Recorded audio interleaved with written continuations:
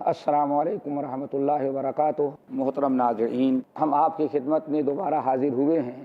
اس سے قبل اسلام کی خوبیاں اور اسلام کے بعد خصائص بیان کر رہے تھے۔ ترغیبی باتوں میں سے میں نے ایک بات تو یہ آپ حضرات کے سامنے رکھی کہ اسلام میں حقوق اللہ، حقوق العباد دونوں کی اہمیت و تاکید آئی ہے، اور تمہیدی باتوں میں سے ایک بات یہ بھی آج بیان کرنا چاہتے ہیں، وہ یہ ہے کہ اسلام کی اہم خوبیوں میں سے ایک یہ ہے کہ اسلام میں ترغیب اور ترہیب دونوں ہے۔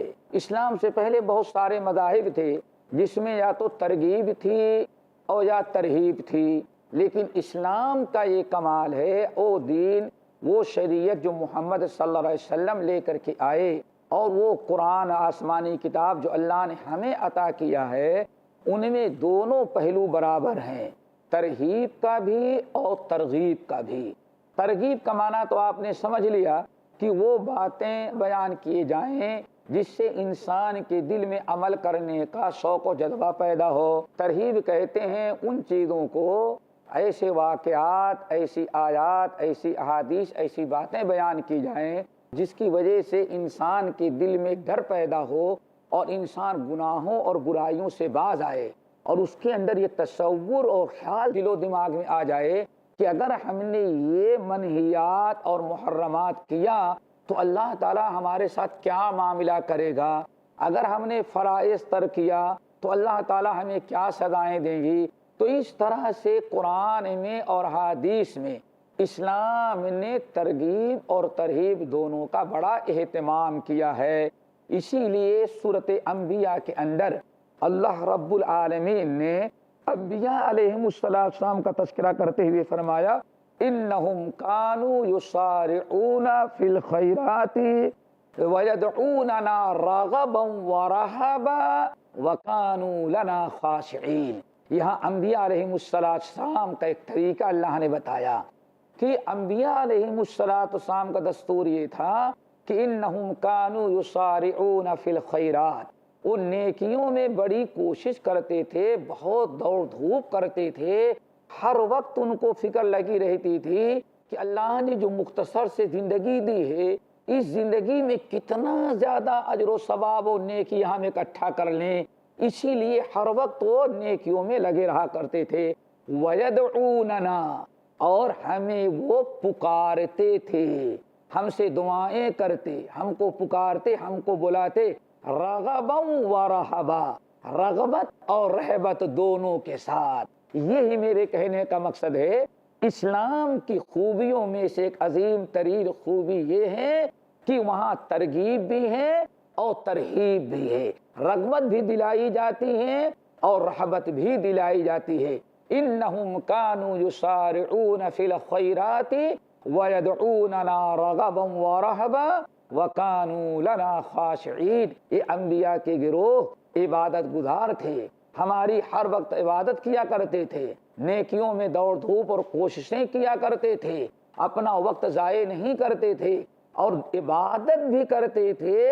تو ایک طرف رغبت ہے اور دوسری طرف رہبت ہوا کرتی تھی۔ رغبت اور رہبت یہی اصل میں دین اسلام کا بنیادی کردار، بنیادی عمل ہے کہ انسان جب بھی کوئی عمل کرے، چاہے اس کا تعلق حقوق اللہ سے ہو یا حقوق العباد سے ہو، جب بھی کوئی مسلمان نیک عمل کرے، چاہے حقوق اللہ سے متعلق ہو یا حقوق العباد سے، اس کے اندر یہی دونوں خوبیاں ہونا ضروری ہے۔ ایک تو رغبت ہو کہ ہم یہ عمل اجر و ثواب کے لیے کر رہے ہیں، اور اسی رغبت کا ایک نام حدیثوں کے اندر احتساب آیا ہوا ہے۔ احتساب رغبت بھی ہے اور اسی رغبت کی ایک قسم احتساب ہے۔ احتساب کا بھی تذکرہ قرآن حدیث میں بہت ساری جگہوں پر آیا ہے۔ مشہور حدیث نبی علیہ السلام ارشاد فرماتے ہیں من صام رمضان ایمانا و احتسابا غفر له ما تقدم من ذنبی۔ جب تک انسان کے دل میں احتساب اور رغبت نہ ہو، اجر و ثواب حاصل کرنے کی فکر سے کوئی نیک عمل نہیں کرے گا، تب تک انسان کا نیک عمل بن ہی نہیں سکتا۔ اس لیے ناظرین، اس نقطے کو سمجھیں کہ جب بھی کوئی عمل کرنا ہے، نماز پڑھنی ہو، روزہ رکھنا ہو، حج کرنا ہو، تلاوت قرآن ہو، یا حقوق العباد سے متعلق ہو، والدین کی خدمت، پڑوسیوں کے ساتھ احسان و سلوک، اولاد کی تربیت، جس کے ساتھ بھی آپ کوئی بھلائی کریں اس میں رغبت اور احتساب ہو، یعنی اس سے اللہ رب العالمین اس نیکی سے آپ کا مین مقصد یہ ہے کہ اللہ تعالیٰ آپ کو اجر دے۔ اگر یہ نیت نہیں ہے تو کوئی نیک عمل نیکی نہیں ہو سکتا۔ اور دوسری چیز ہے ترغیب ہو، اسی لیے نبی علیہ السلام نے ارشاد فرمایا من صام رمضان ایمانا واحتسابا غفر له ما تقدم من ذنبه، جس نے ماہ رمضان کا روزہ رکھا ایمان اور یقین اور احتساب کے ساتھ، رغبت کے ساتھ، اس کا مین مقصد ہے کہ اس روزے سے اللہ کے فریضے کو ادا کر کے اللہ تعالیٰ کو راضی کرے۔ یہ ہے میرے بھائیو احتساب۔ اسی رغبت کی ایک قسم کیا ہے؟ احتساب۔ اور اسی احتساب کا ایک نام ہے حسبہ۔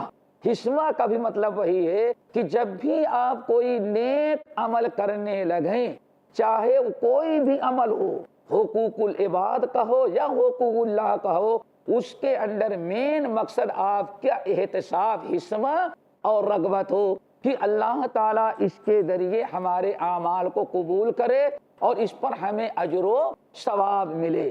اگر اجر و ثواب کی نیت نہیں ہے تو اللہ تعالیٰ اس کو ذرہ برابر اس کی نیکی قبول نہیں کرتے۔ اور دوسری چیز ہے ترغیب، اور یہی وہ چیز ہے جس کے متعلق اللہ تعالیٰ نے ارشاد فرمایا نبی عبادی انی انا الغفور الرحیم وان عذابی هو العذاب العلیم۔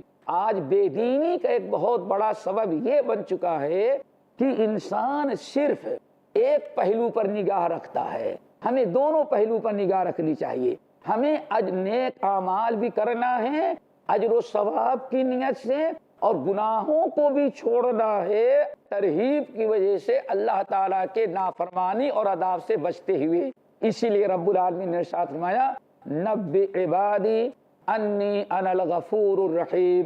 ہمارے نبی آپ میرے بندوں کو بتا دیں، میرے بندوں کو باخبر کر دیں کہ انی انا الغفور الرحیم، میں غفور ہوں اور بہت زیادہ رحم کرنے والا ہوں۔ اللہ کی ایک صفت یہ ہے کہ اللہ ارحم الراحمین ہے، غفور الرحیم ہے۔ ایک طرف تو ہماری نگاہ اللہ تعالیٰ کی رحمتوں پر، اللہ تعالیٰ کی مغفرت پر، اللہ کی مہربانی اور بخشش پر ہونی چاہیے، اور دوسری طرف یہ بھی ضروری ہے ترغیب بھی ہو۔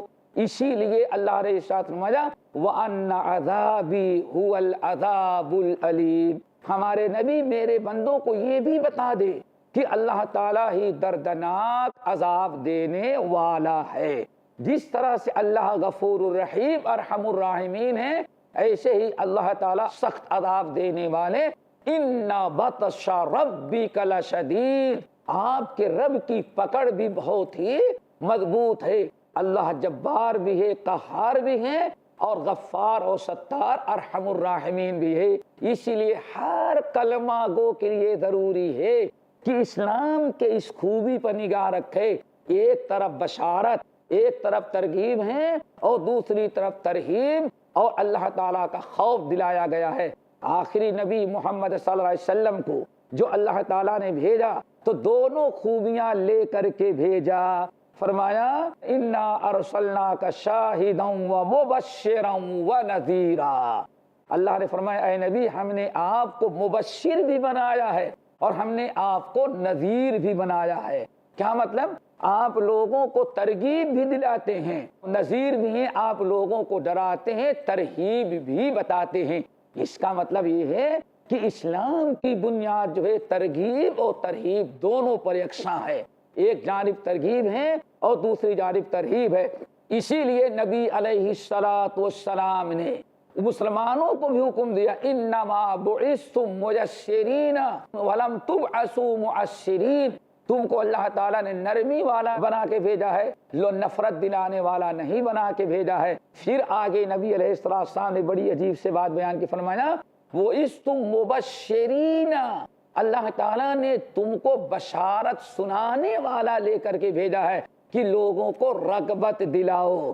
تو ناظرین، ہم آپ حضرات سے اپیل کرتے ہیں اور گزارش کرتے ہیں کہ دونوں پہلو اپنے سامنے رکھیں، ایک طرف ترغیب بھی ہو اور دوسری طرف ترہیب بھی ہو، فضائل بھی سنیں اور وہ باتیں بھی سننی چاہیے اور ان باتوں کو بھی پڑھنا چاہیے جو اللہ تعالیٰ کے عذاب سے ہمیں ڈراتی ہیں۔ اللہ کا ڈر بھی ہو اور اللہ تعالیٰ سے اچھی امید بھی ہو۔ سنن ترمذی کی ایک حدیث ہمیں یاد آتی ہے، نبی علیہ السلام نے سنا کہ ایک صاحب بیمار ہو گئے ہیں۔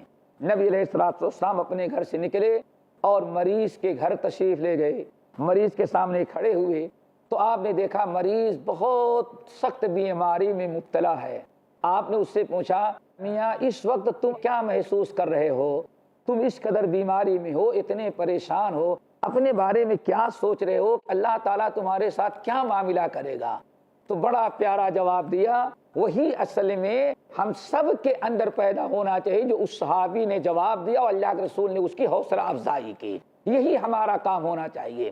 آپ نے فرمایا کیسے پا رہے ہو؟ کہا یا رسول اللہ، ایک طرف جب اللہ تعالیٰ کی رحمتوں پر، اللہ کی مغفرت پر اور اللہ رب العالمین نے مومنوں سے مغفرت کا، بخشش کا، اجر و ثواب کا وعدہ کیا ہے اور اپنی رحمتوں کا اس پر نگاہ ڈالتے ہیں تو دل خوش ہو جاتا ہے، باغ باغ ہو جاتا ہے کہ اب اگر مر گئے تو انشاءاللہ ضرور ہم جنت میں جائیں گے، اللہ ہمارے ساتھ مہربانی کرے گا۔ آپ نے فرمایا بہت اچھا، ایک طرف سب سے پہلے ان کی نگاہ اللہ کی رحمت، اللہ کی مہربانی، بخشش اور اللہ تعالیٰ کے فضل و کرم پر گئی، دوسری طرف ایک خاموش ہو گئے۔ پھر اس کے بعد وہ کہتے ہیں لیکن یا رسول اللہ، پھر جب اللہ تعالیٰ کے عذاب کو، اللہ تعالیٰ کے قہروں کو، جہنم کی ہولناکی کو، قیامت کی پریشانیوں کو، قبر کی تاریکی اور قبر کے ہولناکیوں کو تصور کرتا ہوں تو بڑا ڈر لگتا ہے کہ میرے پاس کیا ہے جو اللہ تعالیٰ ہم پر مہربانی کرے گا۔ دونوں چیزیں ہمارے سامنے بڑی اہم ہیں۔ ایک طرف نگاہ ڈالتا ہوں تو دل بڑا باغ باغ ہو جاتا ہے، ارحم الراحمین مر گیا تو ارحم الراحمین کے پاس جا رہا ہوں، اس سے زیادہ میری ماں باپ بھی مہربانی نہیں کر سکتے جو اللہ مہربانی کرے گا، کیوں ہمیں ڈرنا؟ حوصلہ بڑھ جاتا ہے، شوق پیدا ہو جاتا ہے، امید لگ جاتی ہے۔ لیکن دوسری طرف جب اللہ تعالیٰ کے قہر، اللہ کے غضب، اللہ کی ناراضگی، حساب کتاب کی ہولناکی، ان تمام چیزوں پر نگاہ ڈالتا ہوں تو ہمت ہماری پست ہو جاتی ہے، بڑا ڈر پیدا ہوتا ہے کہ پتہ نہیں ہمارے ساتھ کیا اللہ تعالیٰ کرے گا۔ تو اس وقت نبی علیہ السلام نے فرمایا کہ دیکھو تم اس موقع پر جو اللہ تعالیٰ کے متعلق سوچ رہے ہو، یہی بڑی حوصلہ افزا بات ہے۔ ترغیب و ترہیب دونوں پر نگاہ ہونی چاہیے۔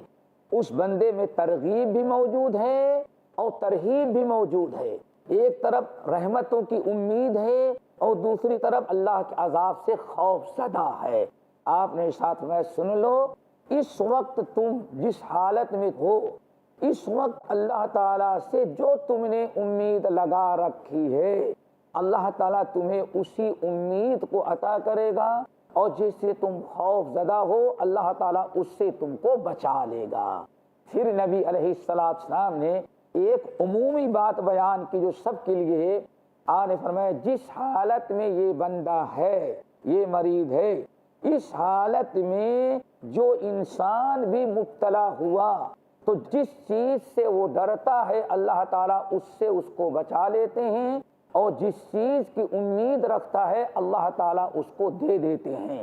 اسی لیے ہمیں اللہ تعالیٰ سے اچھی امید بھی رکھنی چاہیے، ترغیب پر بھی عمل ہونا چاہیے، ترغیب پر بھی ایمان یقین ہونا چاہیے اور دوسری طرف ترہیب بھی ہونی چاہیے، ترہیب اور تخویف بھی ہونی چاہیے۔ اللہ تعالیٰ کے عذاب سے ہم خوف زدہ رہیں اور اللہ تعالیٰ کے عذاب سے ڈرتے رہیں۔ اسی لیے کہا جاتا ہے پورے اسلام کا دار و مدار اور ایمان جو ہے دو چیزوں کے درمیان ہے، الایمان بین الرجاء والخوف۔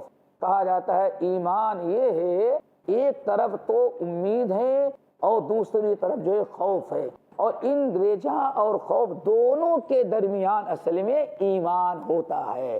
آج لوگوں کے گمراہی کا اور بہت سے لوگوں کے دین کے دوری کا سب سے بڑا سبب یہ بن گیا ہے کہ انہوں نے صرف اللہ کی رحمتوں پر امید لگا رکھا ہے اور اللہ تعالیٰ کا خوف دلوں سے نکال دیا ہے۔ صرف اللہ کی رحمتوں پر، اللہ کے فضل و کرم پر امید رکھتے ہیں، یہاں تک کہ وہ روزے بھی، نماز بھی، اسلامی سارے احکام بھی چھوڑ دیتے ہیں، حقوق اللہ، حقوق العباد سب ترک کر دیتے ہیں، نماز جیسے فریضے کو بھی نہیں ادا کرتے، صرف اس بنا پر کہ کہتے ہیں اللہ بہت مہربان، غفور الرحیم، ارحم الراحمین ہے۔ اور اس قدر انہوں نے گمراہی کی راہ اختیار کر لیا، اس کی وجہ ناظرین صرف یہ ہے کہ ان کی نگاہ رحمت پر اور ترغیب پر ہے اور ان کی نگاہ اللہ تعالیٰ کے عذاب اور تخویف پر نہیں ہے۔ اسی لیے اہل سنت والجماعت نے کہا الایمان بین الرجاء والخوف، ایمان دو چیزوں کے درمیان ہے، ایک اچھی امید اور دوسرے ڈر اور خوف، ان دونوں کے درمیان ایمان ہوا کرتا ہے۔ اسی لیے ناظرین آپ غور کریں گے تو قرآن پاک میں ہی اللہ رب العالمین نے دونوں قسم کے لوگوں کا تذکرہ کیا ہے، لوگوں کے ترغیب کے لیے اور لوگوں کے رغبت اور شوق دلانے کے لیے اللہ تعالیٰ نے ایک طرف تو اچھے لوگوں کا، ابرار کا تذکرہ کیا ہے، اہل جنت کا تذکرہ کیا ہے، اور دوسری جانب ان لوگوں کا بھی تذکرہ کیا ہے جو اللہ تعالیٰ کے عذاب کے مستحق ہوئے، کفار، فساق، فجار، ان کا بھی اللہ نے تذکرہ کیا ہے۔ قرآن پاک کی سب سے پہلی سورت سورۃ الفاتحہ ہے۔ دنیا کا ہر مسلمان جو بھی نماز پڑھتا ہے، ہر نماز کی ہر رکعت میں سورۃ الفاتحہ پڑھا کرتا ہے، اور سورۃ الفاتحہ کو ام الکتاب کہا جاتا ہے، ام القرآن کہا جاتا ہے۔ سورۃ الفاتحہ کو ام الکتاب اور ام القرآن کہنے کی وجہ اصل میں ہے کہ پورے 30 پارے کے قرآن میں جو کچھ اللہ نے بیان کیا ہے، اس پورے قرآن پاک کا خلاصہ اللہ تعالیٰ نے سورۃ الفاتحہ کے اندر بیان کر دیا ہے۔ اجمالی طور پر سورۃ الفاتحہ میں جو کچھ اللہ نے بیان کیا، باقی پورے 30 پارے کے قرآن میں اسی سورۃ الفاتحہ کے اجمال کی تفصیل اور تفسیر بیان کی جاتی ہے۔ اسی لیے سورۃ الفاتحہ میں جہاں اللہ تعالیٰ نے بہت ساری چیزیں بیان کی، ہماری ترغیب کے لیے نیک لوگوں کا بھی تذکرہ کیا اور ترہیب کے لیے برے لوگوں کا بھی ذکر کیا ہے۔ رب العالمین نے فرمایا اہدنا الصراط المستقیم صراط الذین انعمت علیہم، اے اللہ ہمیں ہدایت نصیب فرما، صراط مستقیم نصیب فرما، اللہ وہی صراط مستقیم ہمیں عطا کر، اسی صراط مستقیم پر چلانا ہمیں جس صراط مستقیم پر چلنے والے لوگوں پر آپ نے انعام کیا ہے۔ اب وہ کون سے لوگ ہیں جن پر اللہ نے انعام کیا ہے؟ دنیا کا ہر مسلمان جب بھی نماز پڑھتا ہے یہ دعا اللہ تعالیٰ سے ضرور مانگتا ہے، اہدنا الصراط المستقیم صراط الذین انعمت علیہم، اللہ یہ صراط مستقیم نصیب فرما، ان لوگوں کے راستے پر چلا جن پر آپ نے انعام کیا ہے۔ جو لوگ انعام والے ہیں، جن پر اللہ نے انعام کیا، منعم علیہم جو ہیں، ان کا تذکرہ اللہ نے سورۃ النساء کے اندر کیا ہے۔ فرمایا وَمَن يُطِعِ اللَّهَ وَالرَّسُولَ فَأُولَٰئِكَ مَعَ الَّذِينَ أَنْعَمَ اللَّهُ عَلَيْهِم مِّنَ النَّبِيِّينَ وَالصِّدِّيقِينَ وَالشُّهَدَاءِ وَالصَّالِحِينَ وَحَسُنَ أُولَٰئِكَ رَفِيقًا۔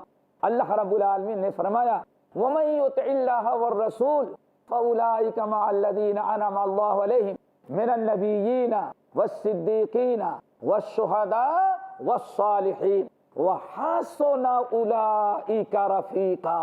رب العالمین نے اس آیت میں منعم علیہم جو ہیں وہ 4 قسم کے لوگوں کو بیان کیا ہے۔ ایک مسلمان روزانہ نماز کی ہر رکعت میں جو اللہ تعالیٰ سے دعا مانگتا ہے اور جو اس کو ترغیب دلائی جا رہی ہے، وہ 4 قسم کے لوگوں کی راہ پر چلنے کی دعا مانگتا ہے۔ وہ 4 قسم کے لوگ کون ہیں؟ نمبر 1 اللہ نے فرمایا امن النبیین، انبیاء علیہم السلام ہیں۔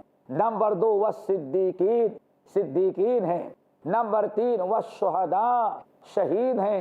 نمبر 4 والصالحین، صالحین اور اولیاء ہیں۔ یہ 4 قسم کے لوگ ہیں جو منعم علیہم ہیں، اور انہی کو قرآن پاک میں ان الابرار لفی نعیم کہا جاتا ہے۔ ان الابرار یشربون من کأس کان مزاجها کافورا، یہ سارا تذکرہ جو ہے انعام منعم علیہم کا ہے، اور ان لوگوں کا ہے جن کے راہ پر چلنے کے لیے روزانہ مسلمان دعائیں مانگتا ہے۔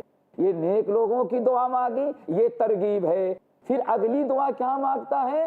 غیر المغضوب علیہم ولا الضالین، اللہ ان لوگوں کے راہ سے مجھے بچانا، اللہ ان لوگوں کے راستے پر چلنے سے مجھے بچانا۔ کون لوگ؟ جن پر آپ نے غضب نازل کیا، مغضوب علیہم ہے، ولا الضالین، اور وہ گمراہ ہیں، بھٹک چکے ہیں۔ ناظرین، یہاں غور کرنے کی چیز ہے، سورۃ الفاتحہ ہی میں اللہ رب العالمین نے ترغیب بھی دلائی اور ترہیب بھی دلائی۔ ان نیک لوگوں کے راستے پر چلنے کی بندہ اپیل کر رہا ہے جن پر اللہ نے اپنا فضل و کرم کیا، انعام کیا، ترغیب دلا رہا ہے کہ ہمیشہ کوششیں کرو، عبرت و نصیحت حاصل کرو۔ انبیاء علیہ السلام، شہداء، صدیقین، صالحین، یہ سب سے اعلیٰ درجے کے لوگ ہیں جو دنیا میں گزرے ہوئے ہیں، اور ان پر اللہ نے انعام کیا۔ اور 2 قسم کے لوگ ہیں جن پر اللہ نے اپنا غضب نازل کیا، ان کی راہ پر چلنے سے اپنے آپ کو بچاؤ۔ وہ کون سے ہیں؟ ایک مغضوب علیہم ہے اور دوسرا جو ہے ضالین ہے۔ نبی علیہ السلام سے پوچھا گیا، یا رسول اللہ، یہ منعم علیہم کے راستے میں تو چلنے کی دعا مانگتے ہیں، لیکن یہ مغضوب علیہم کون ہیں؟ وہ کون سے لوگ ہیں جن پر اللہ نے اپنا غضب نازل کیا، اللہ نے اپنی لعنت نازل کی، اللہ نے قیامت تک کے لیے ان پر ذلت اور رسوائی مسلط کر دیا؟ وہ کون سے لوگ ہیں جن کی راہ پر چلنے سے ہم پناہ مانگتے ہیں؟ آن فرمایا یہود ہیں۔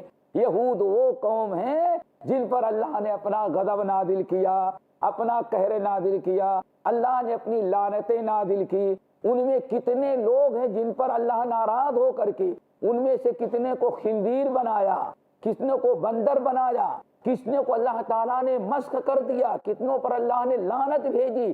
یہودیوں کا تذکرہ کر کے اللہ تعالیٰ انسان کو، مومنوں کو ترغیب دے رہا ہے۔ اور ضالین کون ہیں؟ آپ نے پوچھا گیا یا رسول اللہ، مغضوب علیہم تو یہودی ہیں، اور ضالین کون ہیں؟ آپ نے فرمایا وہ عیسائی اور نصرانی ہیں۔ اس کی وجہ کیا ہے؟ اللہ تعالیٰ نے ان کو ہدایت دیا لیکن ہدایت حاصل نہ کیا، وہ صراط مستقیم سے بھٹک گئے، گمراہ ہو گئے۔ ان کی نیتیں بالکل درست تھیں لیکن انہوں نے حق کو ڈھونڈا نہیں، حق کو تلاش نہ کیا۔ جس چیز کو ان کے لوگوں نے کہا ثواب کا کام ہے، اسی پر وہ دوڑ پڑے۔ تو ناظرین، یہاں سورۃ الفاتحہ ہی میں اللہ نے ترغیب بھی بیان کر دی ہے اور ترہیب بھی بیان کر دیا، اور پورے قرآن پاک میں یہی اللہ تعالیٰ کا نظام ہے کہ ترغیب بھی دلاتا ہے اور ترہیب کی وارننگ دیتا ہے۔ ان الابرار لفی نعیم وان الفجار لفی جحیم، اللہ نے فرمایا نیک لوگ نعمتوں والی جنت میں ہوں گے، وان الفجار لفی جحیم، اور برے لوگ جو ہیں جہنم کے اندر جلتے ہوئے ہوں گے۔ ایک ہی آیت میں، ایک ہی صورت میں 2 جملوں کے اندر اللہ تعالیٰ نے ترغیب بھی دی اور ترہیب بھی دیا۔ ان الابرار لفی نعیم میں ترغیب ہے، وان الفجار لفی جحیم میں ترہیب ہے۔ تو کہنے کا مقصد یہ ہے کہ یہ جو ہم آئندہ سے آپ کے سامنے ترغیبی موضوعات رکھنا چاہتے ہیں، تو ناظرین کو سوچنا چاہیے کہ صرف ایک پہلو ہم بیان کر رہے ہیں، ترغیب کے ساتھ ساتھ ترہیب کا بھی لحاظ رکھیں، اور ترغیب ہی کے متعلق کچھ باتیں آئندہ ہم عرض کریں گے۔ اللہ تعالی ہم سب کو عمل کی توفیق نصیب فرمائے۔ اقول قولی ھذا واستغفر اللہ من کل ذنب واتوب الیہ۔